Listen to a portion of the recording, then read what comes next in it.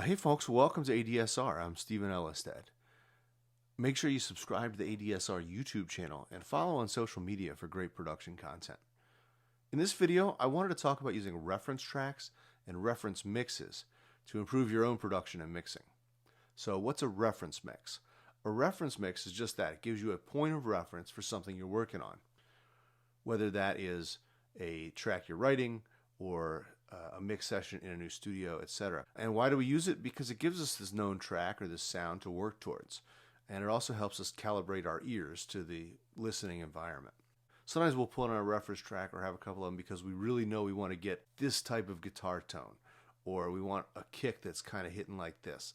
And it lets us compare things back and forth. But before we even dive into that part of it, I wanted to talk about calibrating your ears. When you work in a new environment, whether it's an unfamiliar commercial studio or going in a friend's project studio or just, on headphones in a different environment with some ambient sound around you or what have you, the sound response is going to be different based upon what's happening acoustically in that room. So listening to something that gives you this known frame of reference kind of dials it in for you and lets you get used to how sound happens in that particular space. And so having some tracks really helps your ears adjust to the nuances of that space. Way back when I was in recording school, they had us constantly carry a CD of reference tracks for a bunch of different styles. So these days I just carry a playlist of WAV files on my phone, and I just plug into a console, bring it into a recording channel, or I'll just dump them off into the DAW. We have a playlist of tracks that we know real well, and as we're getting set up, getting comfortable in a space, throw on some music from that playlist that is appropriate to the style you're going to be working on in your session. And get used to the sound of the room. Get used to the vibe that you're going for. And it really kind of sets you up subliminally and unconsciously to be prepared for that space and that style. Because you're so familiar with the sound of the tracks that you're listening to, it does provide your brain and your ears with these subliminal cues about the nature of the room's acoustics. I'm not really sure exactly what the science behind this is, but it works, and many engineers use this trick when they're working in an unfamiliar place. In fact, many touring live sound engineers do the same thing whenever they're setting up in a new room. Back in the dark ages when I was doing live sound, one of the first things I would do is as soon as the main elements of the PA were set up, I'd start playing music through the PA. One, to double check the power amps and the speaker lines were good, but more importantly, gave us something to both set the mood and get comfortable with the acoustics of the space. And as I'm setting up monitors and mics and running lines, etc., I'm already kind of calibrating my hearing to how the room is going to sound once the band gets going. But when we're talking about it in a production standpoint, in the DAW, we just often want to have tracks in there, even a multitude of tracks, to A-B when you're mixing or working on something.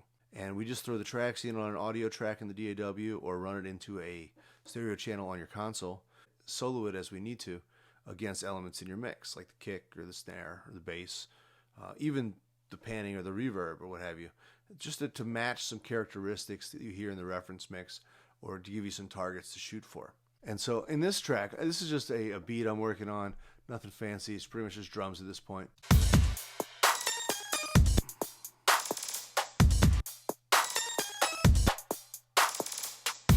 It's a fairly bare bones thing at this point, but now I have some parts in there, and perhaps I want to have some references, whether it's for EQing some of these break beats or what have you. And so I've got a bunch of tracks. In fact, here I've got some Amon Tobin, and maybe I'll solo that out and get a sense of the snare.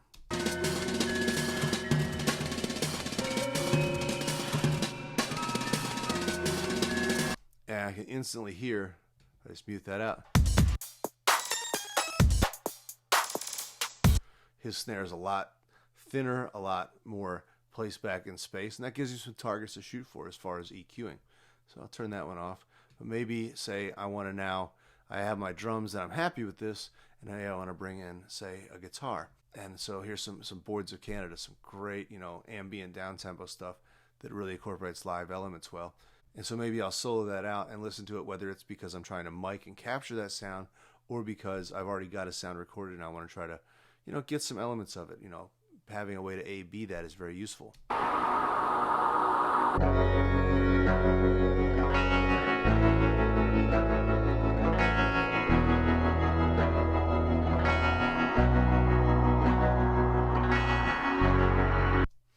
again, I just solo and then mute. If I've got that to A, B, and back and forth just like that, and I can hear what's happening. It doesn't have to be specifically parts. I mean, maybe I want to come in here and grab a nice fluffy kind of soft kick drum. And so we'll turn on this. This is a great Quantic track. Maybe it has some stuff that'll work for that.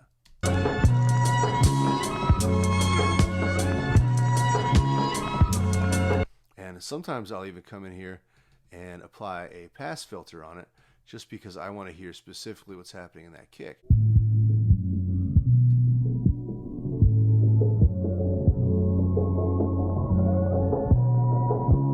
And I just slide the pass filter up or down as needed until I'm hearing most of the sound of that kick part, and then I can balance my own kick against it. So that's one interesting way to work with that. If it's a hi-hat or something, maybe I'll put a high pass filter on it and sweep it up until I've eliminated some of the excess sounds. When I hear an audible change in the part, then I've gone too far and I just back it off a little bit. So that's one way we can use these. Another couple interesting ways is with either reverbs. Portishead's one of my favorite artists, especially for big, ambient, spacious sounds that still have this kind of lo-fi, gritty groove to it. Maybe I'll throw on a Portishead track and try to recreate a sense of space that's similar. And so, for example, on this side,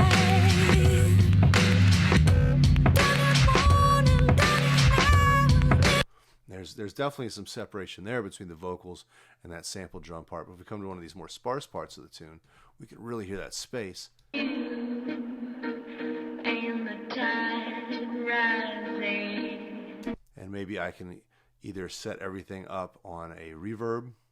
I can even select everybody, and how you do this in your DAW is going to be a little different.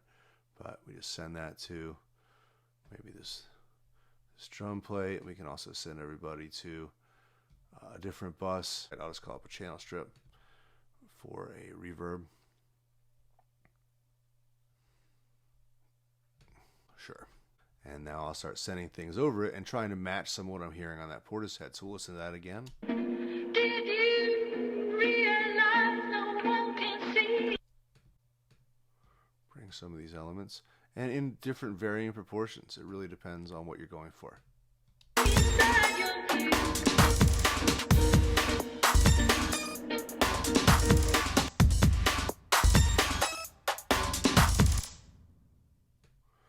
But now we can hear a space, and we can try to both get the appropriate sends, as well as maybe adding some plates on certain elements.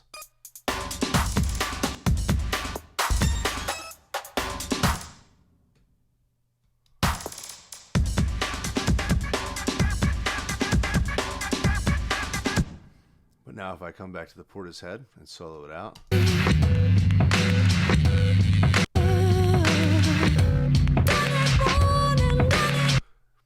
Now obviously this Portishead track is nothing like the track I'm writing.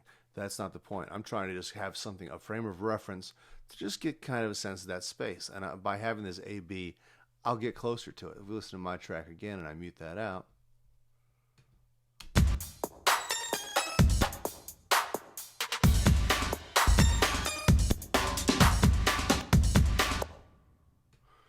Now we have a sense of space, and now I can come in and start shaping it, whether it's with EQs, maybe compressing the reverb to do something, etc. Maybe put a little more high end up on it.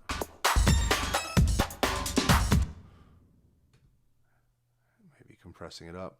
Regardless, I'm taking creative cues from the track, if that makes sense.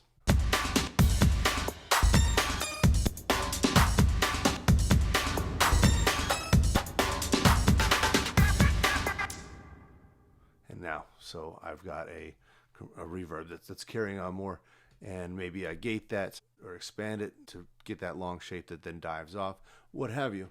But I have a frame of reference to mix against, and I can take cues from. Even if it sounds like nothing like what I'm referencing, I've used something as a springboard for creative mixing ideas. Another way we can do it, and the last one I really want to talk about, is maybe for instead panning. This tune, this is a Black Crowes tune. It's a rock and roll tune.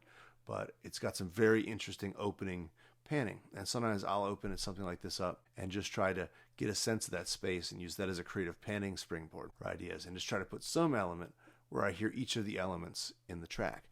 So I'll let you hear that as a reference after I solo it out.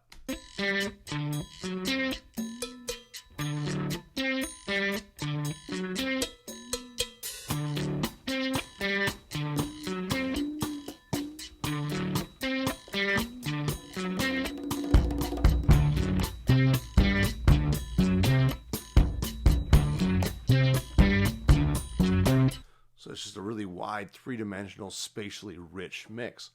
And now I can take some of those things that I hear and just map something in my mix to each of those positions. It'll sound nothing like the Black Crowes, but it will give me a creative springboard or a sense of a panning scheme to work with, even with totally different types of instruments and genres of music. So I really encourage you to try some A-B stuff, whether it's to load tracks or sections in and loop them just to get a particular snare sound or a bass tone in particular. Having that A-B can be very, very useful, especially when you're trying to get like an electric bass to sound right. There's so many ways we can shape that tone, and listening to somebody that's already done that very well in an appropriate style is a great starting point to get yours handled, sounding good, and out of the way so you can move on to the next creative step of your process. So anyway, that's just a quick look at using reference mixes. I hope that's useful for you. If you have questions, please do leave comments on the video page. I'm Stephen Ellestad with ADSR. Make sure you subscribe to the ADSR YouTube channel, and I'll see you next time. Have a great day.